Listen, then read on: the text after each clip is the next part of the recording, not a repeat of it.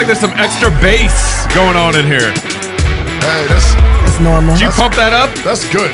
Yeah. Hey, welcome back to another episode of Cross Politic on the Fight Laugh Feast Network. I'm just going. Wait, go for it. I'm just going. We got a couple things that we need to get to before Oh, we do? I was ready to go. He started off. I'm like, let's do it. You're just over there dancing. I know. I was like, all right, we're gonna go. Hey, we need, for all our audience out there who is in the post-college life world, Yes. please sign up for the Post-College Life Conference here in Moscow, Idaho in August. You got the dates? Okay. Why? All right. How you going to rebuke him for starting? I know. You're supposed to take it, and you don't even know the dates. Well, no, because usually Toby does the plug there. No, man. You We just blew need it. to get to our You guest. blew it, yeah. We blew it. Hey, with us on the line right now, we are very grateful to have Maj Toure. He calls himself a solutionary libertarian, and he is running for an at-large seat in Philadelphia's city council right now. He's a native of Philadelphia. He also founded the educational nonprofit organization Black Guns Matter. What? Yeah, you heard it right. Black Guns Matter. The What about the Interesting. platinum or silver ones? The gold guns don't get no love? I don't know. You'll have to ask him in a second. We'll talk about They that. advocate for the right to keep and bear arms and promote responsible ownership of firearms and safety in urban communities in particular. Maj, thank you for being on Cross Politic. Hey, thank you, man. I appreciate y'all for having me. Yeah. So talk to us. Why did you start Black Guns Matter? What's the origin of this? Me and my co-founder partner, just got tired of seeing the dudes catch the same case. Not like dudes that rob people or, murderers, guys that had firearms and bought them lawfully, but didn't know to carry laws in a particular state. So then they wound up catching the case. And so you go around the country. Before this, I made music. And I would go back to cities that I had, made music before and you develop relationships with guys. And then you say, yo, where's, such and such, Sean? Oh, he in jail. He caught a gun charge. Damn, who'd he shoot? Oh, he didn't shoot anybody. He just had the gun. Oh. And so it's like, okay, that's, my people perish for a lack of knowledge. So, okay, let's just give them the knowledge. And so we did one event, and it was going to be one event. People came from Jersey. People came from all over the place. And they were like, yo, I would like to do something like this in our town. And so what we did was we said, we're going to do 13 cities like the first 13 original colonies. Yeah. And we had a goal of $25,000. We hit those 13 cities. We fundraise as we go. And after those 13 cities, we thought, well, we did it. And then we were like, you know what? Some more people hit us and said, we would like you to come to our town. So we said, let's do every state in America. We raised the goal to $100,000. Then we wound up doing that. Then we raised it to $200,000. Then we did that. Huh. And so now we've raised it to $1 million so we can open up a location, maybe even 2 facilities, as well as continue the classes going from, through 2019 all the way through 2020, as well as getting the location. We're set to open up our first storefront in a few months, and things are going good. People can come get knowledge, they can fellowship, they can communicate, all of those different things, all for free, and, support us by getting merch and things like that. So that's how we started. And that's what we blossomed into now. So your goal for Black Guns Matter is basically to educate people how to lawfully obtain and own and carry firearms. Correct, as well as the culture around it. Not only the rights that you have, but the responsibilities that come along with those rights. Yeah. As well as a bigger component of our classes is conflict resolution, de-escalation. Yeah. I can't just tell you, teach you about firearms. If you're looking at everything as a conflict, everything is not a conflict. Right. And showing people how to neutralize that or walk away from that is a bigger component. I usually carry a firearm with me everywhere that I go, but I'm one of the most, conflict, how can I avoid this people that I've met? And when you have those type of people, firearm is like the absolute last resort to protect life. That's right. And so, that's actually a bigger component of Black Guns Matter, conflict resolution and the de-escalation. Sounds like you'd fit real well in Idaho. Well, we need them everywhere else too. It's funny, Maja. This is the thing. Like when we were talking earlier, I was like, I wanted to know what you felt about the Philando Castile situation. It seems like he had his a firearm, he had his concealed carry permit, and then the whole situation that went down. I was expecting the NRA to step in at some point and say, "Hold on, what else did he need to do?" As far as where were they even at in the whole conversation? Right. So where they were at in the conversation was hiding. I'm no longer a member of the NRA. Okay. I was very supportive of the NRA for a very long time. The NRA lied to me and told me, I didn't ask him for this. We had already raised $100,000 at the time. The NRA loved, that what we were doing up at the 2 of their annual meetings. And this is not enough. This is just facts. They said they were going to give us $30,000 to be the largest donor. And for me, I'm like, oh, bet that gets rid of the conversation about, are they racist, so forth and so on. But they never did it, as well as they stole a lot of the concepts that I presented. On top of that, so back to the Philando Castile thing, that's when it started kind of like going a little bit sour for me with them, because I have relationships with, at the time, very high-ranking people. Yeah. Wayne LaPierre told me himself he would like to work with Black Lives Matter. It never happened. But as far as the Philando Castile situation individually, the NRA is not responsible for people that aren't their members. So I'm gonna say that first. Right. But at the same time, they are responsible for speaking about rights and wrongs in regards to the rights and responsibilities of humans to defend themselves by the Second Amendment. Yeah. And when they stepped out of that, we did a class in Minneapolis, St. Paul, the same week of the verdict, because we knew tensions were going to be extremely high. Yes. We went there, we helped the people, and here's this is the unfortunate part about Philando's murder. Minnesota's not a duty to notify state, so he had no legal obligation. That's he was right. going above and beyond. Yes, he did. Okay, he had no legal obligation whatsoever to tell that officer, Yanez, that no longer an officer. He should be in jail, in my opinion.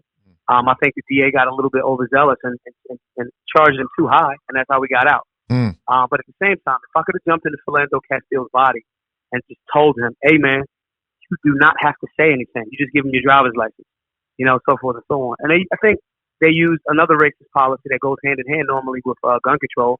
They used the war on drugs to justify him being dead. Oh, well, he had marijuana in the system. Marijuana does not make you a threat to anything other than a bag of Doritos.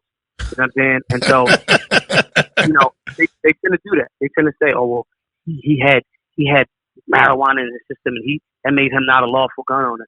Now, I do think that I know federally, marijuana is Schedule 1, scheduled right next to heroin, literally. Yeah. So, in essence, we know that that's a lie.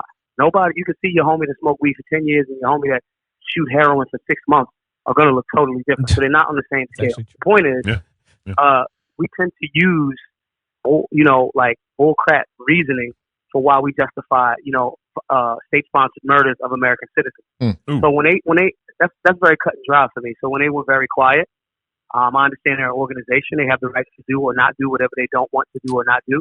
But that speaks volumes. Actions speak louder than words. And for us at Black Lives Matter, we went over there to deal with conflict resolution in a time when that city would be, tremendously treacherous and frustrated and angry.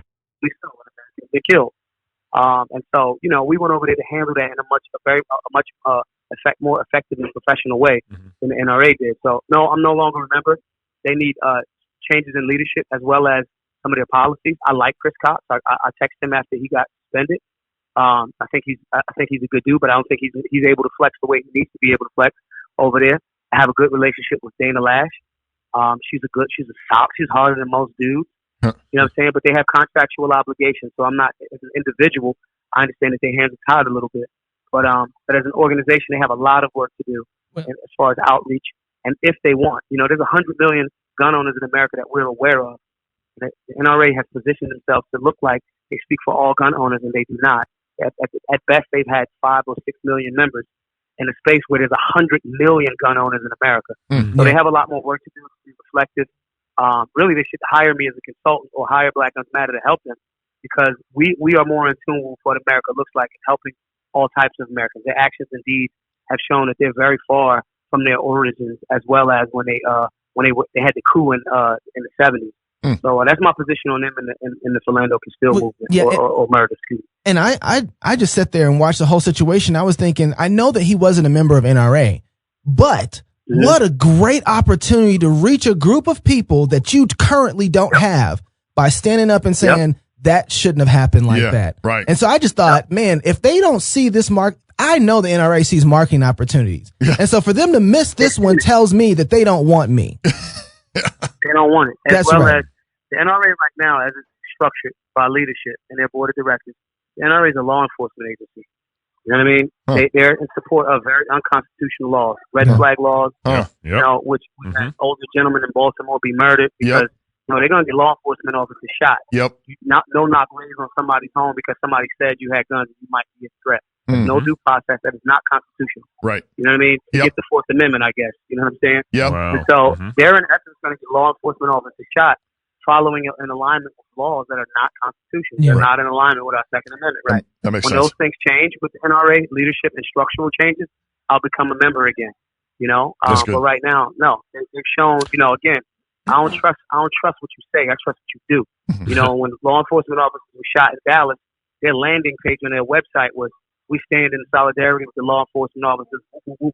That's because they're catering to a small niche market. 4 million people may seem like a lot to us, but in the bigger scheme of things, it's not. Yeah. It's a drop in the bucket compared. That's not even 5%. You know, of gun owners that we know of. And so, I mean, again, it's their organization. They're welcome to do whatever they want with it. Yeah, yeah. But Black Lives Matter, we got the hood. We're gonna make sure we service the hood. So, it kind of related to this, and you've also made this point over the last year. Why don't conservatives do a good job of reaching inner city communities? Part of the point you've made is basically inner city communities are conservative in practice. Yeah, because there's a lot of old biases in all of these parties. I'm a libertarian. There's biases in the Libertarian Party. Conditioning, man. My grandmother used to tell me, you know, you're smart, but the devil is ancient. You got to respect that energy. Respect the devil. Yeah. Something that's been around for a very, very long time is very powerful. You know, there's something to be said for longevity. Evil has been around for a very long time. So all of these new tricks that you think you have, evil is very, very crafty and very ancient. So it's along those lines. You know, those biases that exist in the Republican Party, tremendously in the Democratic Party. You know, the Libertarian Party's only been around since 1971, 72. But at the same time, there's biases that have existed in America. The new age of politicians, statesmen and stateswomen, the new age of Second Amendment activists, the new age of hipster, the new age of, you know, Generation Z is growing beyond racism, bias, and bigotry. A lot of that old money that's in a lot of these organizations or political parties, they still exist. And the people that want change are bound a little bit to the people that have the money that, you know, finance those organizations or those parties. So we need some young millennials, some young Generation Zers to get real rich that don't suffer from the same levels of bias and racism. So when you have conservatives that they love me because, you know, I'm myself everywhere that I am. And I still understand the concept. I understand that America's a republic. You know what I mean? Yeah. And practicing the art of democracy. With that being the case, they don't really know how to. I don't care about engaging anybody, but they don't have enough liaisons like myself. The people that they pick up, that they think are liaisons, the urban America, and that transcends any racial background. Urban America generally don't bang with Brandon Tatum. Now, he's a friend of mine. He's a friend. You know, we disagree on serious, even the Philando Castile thing. We disagree. You know, but Turning Point USA and other organizations think that he speaks for urban America. He doesn't. Nobody in the hood relates to him. They don't. That's it. We don't have the right liaisons, and they're scared to get the right liaison because in order to get strong, independent thinking, urban women and men, you have to check your bias. We are not people that's going to follow a party line. We're going to follow what's logical and what makes political, financial, and spiritual sense. You know what I mean? Jesus wasn't creating more followers, even though he had disciples. Those guys outside of Judas, you know, were leaders in their own right. You feel me? Yeah. And so you have to have a different thought process to generate with strong-minded people. That's why an NRA or certain organizations, even the Libertarian Party, there's millions of libertarians in theory and practice libertarianism. There's only about 17,000 to 18,000 registered libertarians in America that pay dues to the party. That speaks to a wide array of areas where you have missed the mark. My party has missed the mark in engaging urban America. And on top of it, people scared to go to the hood. They're scared to hang out in Chicago. Yeah. Chicago's North Philly to me. It's the same thing. You know what I'm saying? And so we tend to say we're Christian, but we're not putting, you know, we gotta trust in our faith.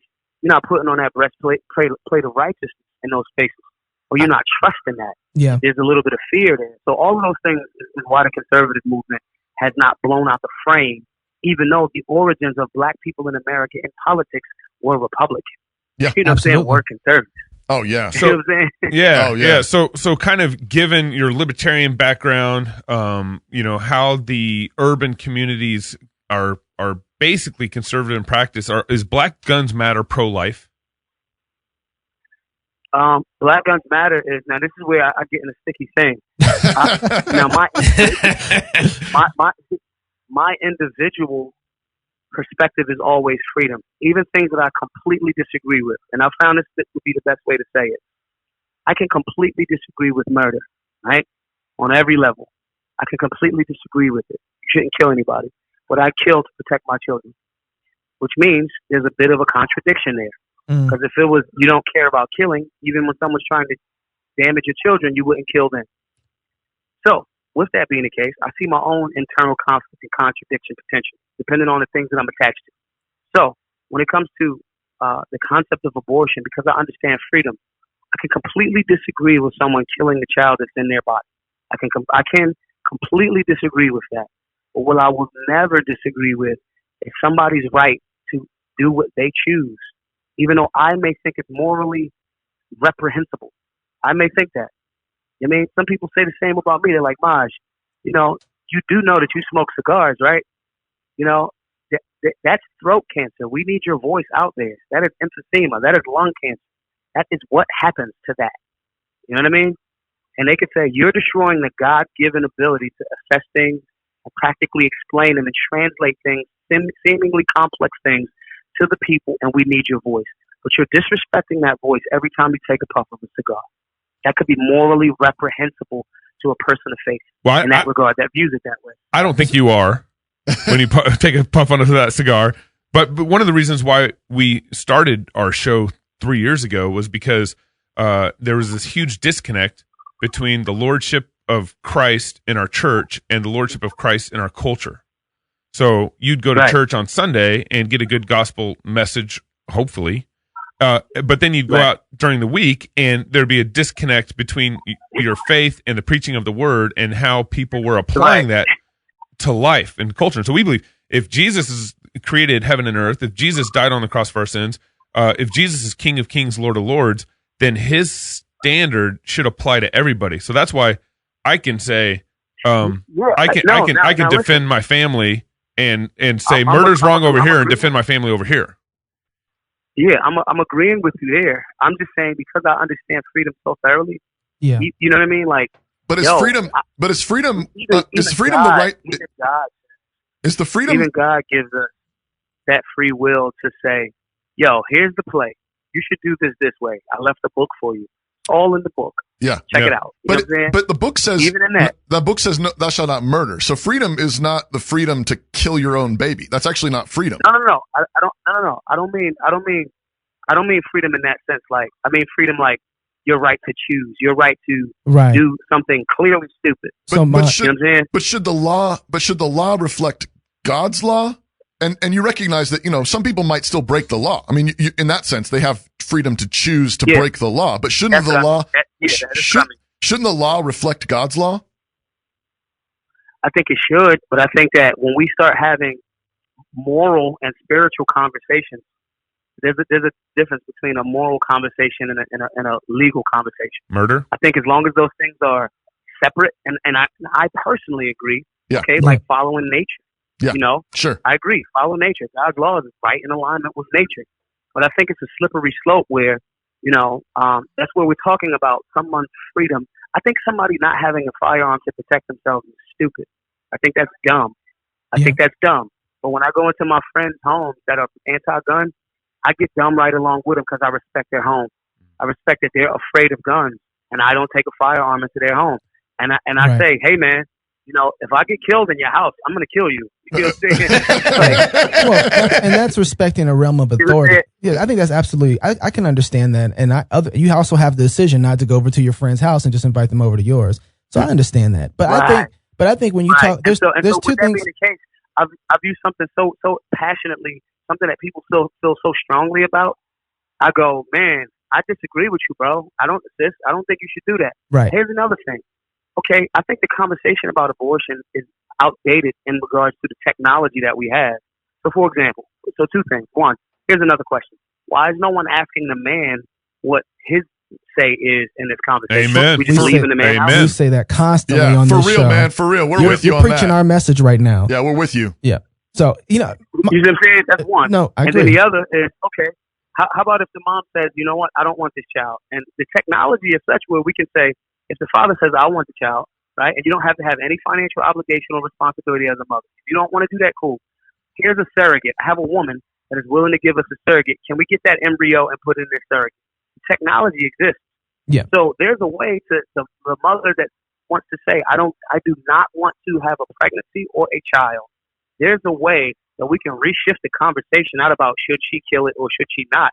It's a conversation of, hey, we have a different technological position where you can still remove the responsibility that you do not want, as well as we can still protect life. That's the direction of where technology is going. That's the next level. That's why I'm interested in pushing the conversation. Yeah, and I You think feel me? I think And then we can you have. feel me? I have no problem having that conversation in one way or another. But I think though is when we talk about freedom and you talk about the freedom of a mother to be able to not have that child and to kill that child, you didn't talk about the freedom of the child to be able to live, right? And so it's the same. Yeah. It's the same conversation that I think slave masters would have and say, "Well, this is my slave. I get to do with this what I want." It's my property. And it's my property. And so I don't think, but at the same time, we say, well, what about the freedom of the person, the human being that you're treating this type of way? You can't treat them that way.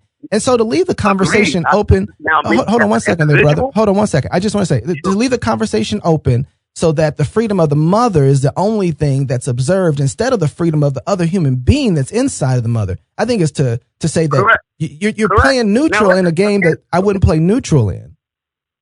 Yeah, for me, individually, I'm 100% in agreement with that. You know what I'm saying? However, and this is where it gets tricky. So there's two things to what you're saying. Now, me, if you're asking me as an individual, yeah, but my organization it's a bunch of free will having. Again, Right. God says I'm paraphrasing. I wasn't like hanging out with God when he said it. Yeah. He left the book. He's still speaking to you, though. He left the book, bro. He left the book. God says, yo, bro, you could do whatever you want. That is free will because you're not a slave. But understand, with every right and every power comes great responsibility and consequence. For your actions. So if you're asking me as an individual, I go, yeah, I can write up and down. I can tell you my reasons and all of that. But I would be very closed-minded and narrow-minded to not even objectively hear another person's argument.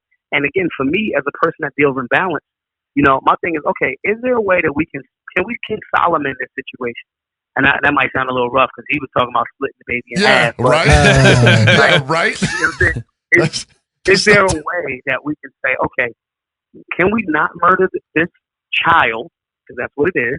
Can we not murder this human, this small, teeny human? Can we not murder this human? And, you can still, as the mother, not deal with the responsibilities that you said, in essence, that you're trying to avoid. Well, can we do that without murder? Hey, To me, I think that's a good. The thing about that is, You know what I mean? it actually seems to fly. I mean, so I heard you. We were listening to some of your comments at CPAC about the necessity of taking responsibility. Though. right. Thank you. How does that line up though with the libertarian sense of taking responsibility for your actions, facing the consequences of your actions? And again, I still think you're stuck with murder is not merely a moral issue; it's a legal issue.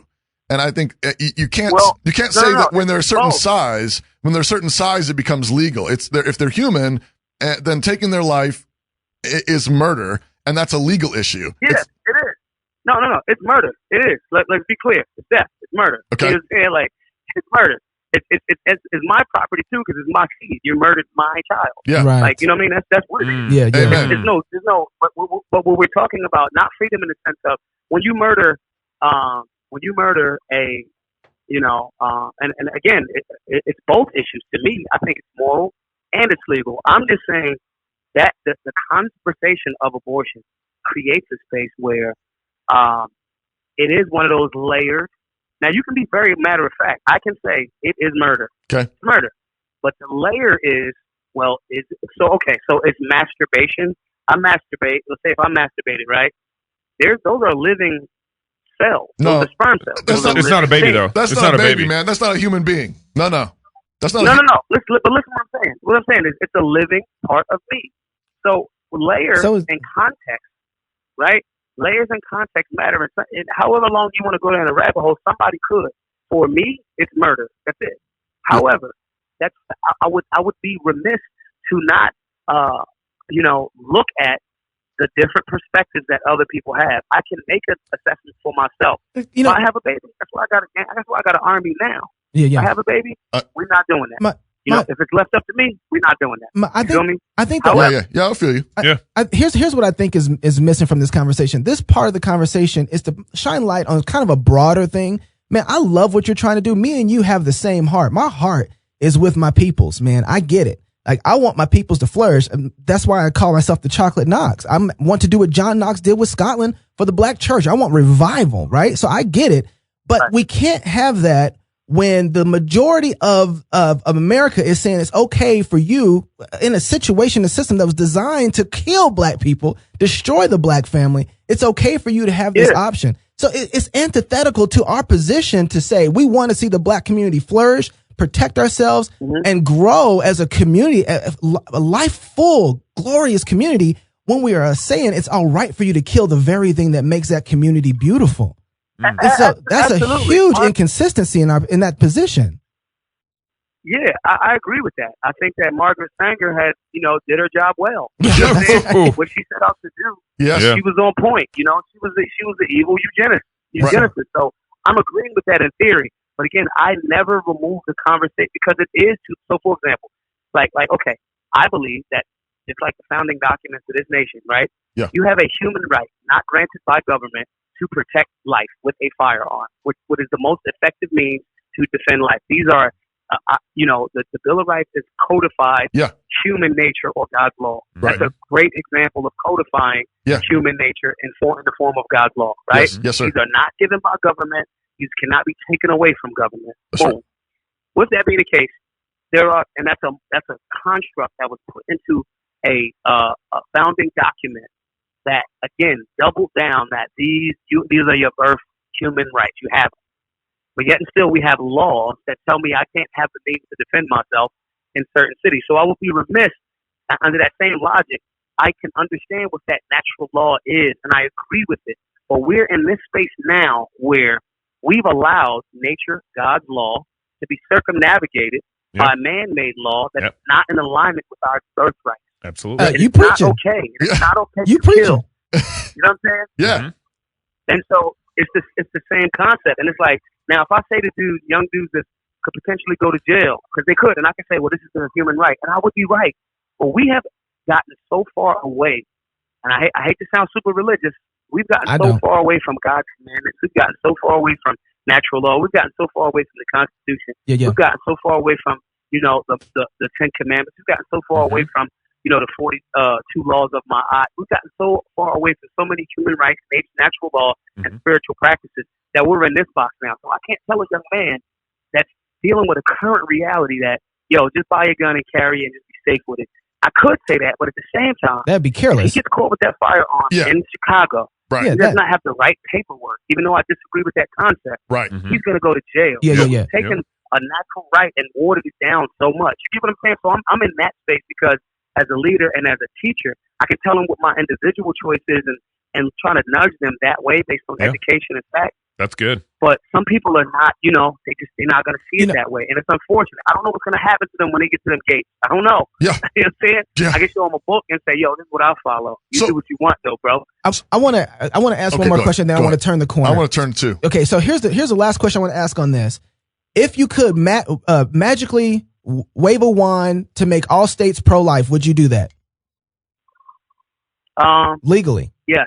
Okay. All right. Legally? Yes, where it would be against the law to have an abortion. I'm just not. So here's my dilemma with that. If we saying magically, I would just change the minds and hearts of people magically. No. There would be no need you only can change the law. Make all the states in America pro-life. I can't say it that way. I'm not a fan of government involvement. So if I could, but I'm just not a fan. I'm not a fan. Right. This is the same government that came up with a moral and legal reason for slavery. I do not want the government involved in spiritual affairs. Other than, you have the right to worship and pray. Well, isn't abortion murder? Isn't abortion murder? Murder's already illegal in the U.S. I mean, most of the states actually had they included the taking of unborn human lives as murder. Idaho, Arizona, most state constitutions listed that. I'm not saying that I disagree with. I'm saying the way that that magic wand, that if I had it, I would have people see it the way that is in alignment with spiritual law, as opposed to when you say government, you're talking about force. When you're talking about government, it's not love. But that's because we're talking about life. Is the threat of force. Yeah, for the purpose of being a deaconess. So under the philosophy of, if I had a magic wand, I would change the minds and hearts of people with that magic wand, where it's not the government forcing people to do a thing. When you involve government, especially federal government, what government means is, if you do not agree with this thing and we catch you doing a thing that we told you not to do, we have the threat of that's not a completely bad thing, though, murder. Maj. That's not completely a bad thing. But if we catch you man stealing and selling human beings, we will put you to death. That's a good thing. That's the good thing the government should do. So if the concept, then that's a contradiction. The contradiction, if death is wrong, then violence is wrong. No. Death isn't wrong. No. God's given the government the sword to practice, to put to death wickedness and to punish wickedness. That's Romans 13. That's not wrong. God absolutely. Romans 13. Yes, Romans 13. Romans killed Jesus. The same government is who killed Jesus. Yeah, they did it wrongly. That was the government at the time. But the Romans 13 says that God gave the government at that time were the Romans. Right. The Romans persecuted and killed. But Paul wrote the book of Romans, to the letter to Romans, and said the government was a deacon of God to punish wickedness. So that's Paul writing and telling the authority from Jesus Christ, from God, telling them how the government should operate. So let me ask you this, a question in kind. Sure. Do you think that most of our elected officials in government are actually following God's law? No, that's the rebuke. No, that's the rebuke. Right. Yeah, I agree what with I'm you. saying to you is, I don't trust. So for me, when you ask me the question of, we don't trust them either, man. Bro, we're not trusting them. The magic wand is to say, if you can say government obey God's law and not murdering human beings, would you do that? I would do that in a manner where it would not be through government. It would be changing, because through I understand what you're saying. It would be through humans accepting, by and large, government mandated or not, humans saying, we have a calling, we want to have a respect for life, and they made that free will choice to do it on their own without government involvement. That's the one that I want to waive. Would you? So then, okay. There's a theological point I just want to make here real quick. In the Bible, the definition of free will means that God frees you from sin. So it's actually, free will means freedom from sin. Well, and there's also just, again, there's just a slight inconsistency, because I'm pretty sure that, Maj, you would agree though with the government having murder should be against the law. And murder is against the law. Yeah, but murder is against the law. And I get what you're saying. You're saying, well, if abortion is murder, which it is, well, they should be against the law. And I understand that. But then you have to, but here's the problem with that in our country. So when you involve government, you have to deal with the construct of what our government is founded on. Our government is constructed on natural law as well as property rights. Right. So if a thing is inside of the body of the person, they can use the argument of, this is in my body. No different. Sure. Again, I'm not agreeing with it. Yeah. I'm just saying I understand the logic and why it becomes an argument. Sure. Well, it's in my body. And no different than, because as a guy, I could go, well, it was my seed, it was in your body, so it's technically still my in you. Right. So I should have some property say over that too. So it creates a layered context of conversation. That's not me saying, just because I recognize what the layers are doesn't mean I agree with the outcome of the choices that a lot of people make. I can point to, again, we pull up Margaret Sanger. Yep. She was trying to exterminate the black race. That was the goal. Clearly. You know So from a very practical standpoint, I can give my reasons for why, but then I'm always objective and layered. So I have to say, yo, bro, if I could magically change that, it will be, I think that government-sponsored potential force is weaker than the love that humans in a spiritual state has for its own brother and sisterhood. Well, there's only the magic wand to me will be people waking up to a better respect for life. Then there was no need for the mandate. Yeah. You know what I'm saying? Well, Because then I think it's the both and. overall culture was Right. I think the issue though is both and, because I mean, if we change the heart, I actually in a sense agree that we do need to change hearts and minds. But I think as the hearts and minds change, the laws of the land should reflect the hearts and minds of the people. Yeah. Exactly. Yeah. Okay. Right. And then you wouldn't even, you'd have guys that were abortion clinics will be like, nah, this is wrong. I'm not doing this anymore. Yeah. We call that. That's what the gospel does. That's right. That's what the gospel does. You know what I'm saying? Like, yeah, absolutely. That's what it's no different than people didn't. We had during the civil rights era, television was impactful because when Dr. King knew that when so many good people from all different ethnicities saw what was happening to African Americans, you know what I mean? Mm-hmm. It would change the hearts and minds, and he was right. Mm-hmm. He was right. So then the speaking legislation changed because the hearts and the minds changed. So speaking of changing You know what I'm hearts, saying? yeah, absolutely. And you've been awesome hanging out with us for such a long time. I got one last question for you, I think. Yeah. We're way over time, but this has been fun. Speaking of changing hearts and minds, it seems like the thing that has done the most damage, perhaps, in terms of completely confusing the hearts and minds of people in America has been the American public school system.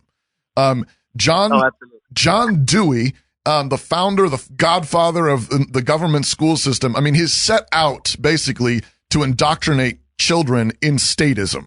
Okay, that was his goal. And so you said Margaret Sanger, succeeded in her murderous state-sponsored murder by abortion. It seems to me like John Dewey has successfully indoctrinated the hearts and minds of American children in statism. Do you agree that Christians, that any freedom-loving Americans should pull their kids out of the public schools? I think the public schools are an outdated concept. I think if you don't pull them out, I think that you need to add certain things back in. So, for example, civics, worship, the things. And again, I have friends from all different quote-unquote belief systems. You believe whatever you want to believe. We'll see at the end who was right, maybe. My point, though, is, I think if you infuse civic responsibility, civic duty, trades. But do you trust? Do you trust the public? Women how to build things. Do you trust the public schools to do that? There's no need to take them out. But if those things aren't in there, yes, I think you could do a better job of raising your children in a very spiritually sound, financially responsible, politically active way in the household, in a nuclear family. That's what I think. Yeah. One of the things I like to would lead more into, one of the things I like to ask my Republican and Libertarian friends is the current, the public school system is inherently political, and there's no way around it. Yeah. When you put the curriculum in politicians' hands, that's what you're doing, and it's evil. Right. But what the result of all this is the funding of public schools basically means that conservatives and libertarians are basically funding the discipleship of little liberals and Democrats to rise up and vote against them. Right. So why are we funding the public school system, knowing that basically these kids are going to be a majority of them are going to vote against us when they get older? Yeah. Conditioning, fear, habit, and socialization. Yeah. And the fear of, oh man, what am I going to do if everybody's scared to go first? A lot of people scared to go first. That's They're right. scared to have an unpopular opinion. Yeah. Based on the particular circle that they're in. And even if their immediate circle is mostly conservative or liberty leaning, then it's the realities of, okay, what if it's a single dad? Damn, I don't really have that many people to watch my children.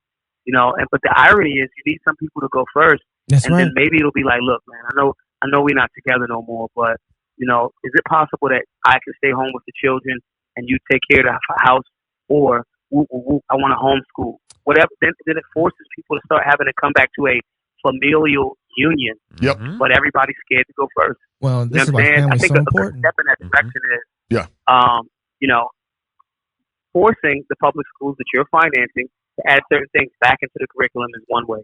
The other thing is, if there's a mass exodus of people from those schools and they're not getting state funding, I think, and we can say clearly why, hey, we want these things back in there, then we move in that direction. We need trades back in the schools. We need places of worship or hours of worship for whatever your belief system is. I think if we do that, there's multiple angles to attack that. But because we've been removed, again, so far away from, spiritual beliefs, spiritual practices, financial literacy, civic responsibility, because they've over time, through attrition, slowly taken that out of the game plan. We feel, a lot of us feel fear-based. But, like, for example, I have tremendous amounts of friends who homeschool. I'm going to homeschool mine in 2 years. After I get enough money saved and I'm done the tour, I'm homeschooling from that point. That's it. There's no other, you know what I'm saying? Uh-huh. And on top of, while they're there, we have actual conversations with our children every day. What did you learn? Oh, that's not true. I understand why they're telling you that, but here's the actual facts of that. Yeah. Now, you're welcome to share that with your students, your peer group, and if the teacher asks why you're saying that, get us on the phone. We're actually involved in our children's lives. So I think that's a holistic approach. That's good. Right back on track. That's good. I have too much hope and faith in the humankind, in the human condition, to think it all is, lost. Mm-hmm. But I definitely also know I'm a realist. I know we're far, far, far away from where we used to be and where we need to be again. Well, Maj, I'm going to tell you, my hope and faith is in Jesus Christ because I don't trust these humans, brother. I just going to tell you right now. Maj, tell us, man, we could talk to you all day, bro. Tell us what's a good website to check you out at. Yeah, everybody, if y'all can hook us up, GoFundMe.com/Black Lives Matter. We have these type of conversations, conflict resolution, de-escalation, firearms safety and training, and these bigger theological questions there. So if everybody that learned something today, please, it's not just about guns, but it's also about, having a spiritual mind, having a sound resolve. And I think for me, somebody else might disagree. For me, I think that fellowship and communicating about all of these things holistically, even in a conflict resolution and Second Amendment class, a human rights class is very effective. So again, GoFundMe.com/Black Lives Matter. I thank y'all so much for.